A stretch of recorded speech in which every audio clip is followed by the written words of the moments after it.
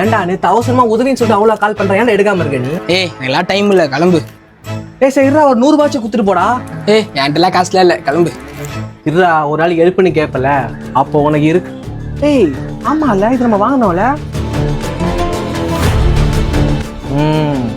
இனிமே என் வாழ்க்கையில நான் என்ன உதவி கேட்டாலும் என் ஃப்ரெண்ட் அதை செய்யணும். மச்சான். டேய் நீ என்னடா இங்க பண்ற? இல்லடா, உனக்கு கதவு துறக்க உதவியா இருக்குன்னு சொல்லிட்டு நான் உதவி பண்ணேன்.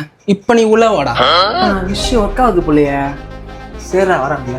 நான் ஒரே வெக்கையா இருக்கு. டேய் என்னடா பண்ற?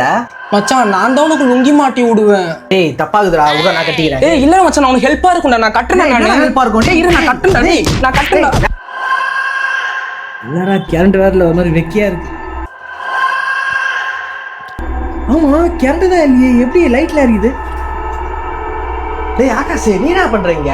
மச்சான் ராத்திரி நேரத்துல கரண்ட் இல்ல, உனக்கு வேர்க்கும்ல, அதுதான் நான் உனக்கு ஊதி விட வரேன்டா. டேய் டேய் டேய் டேய் எப்பா நீ எதுவும் பண்ணதால வெளியே போடா, மாதிரி எழுந்து போடா.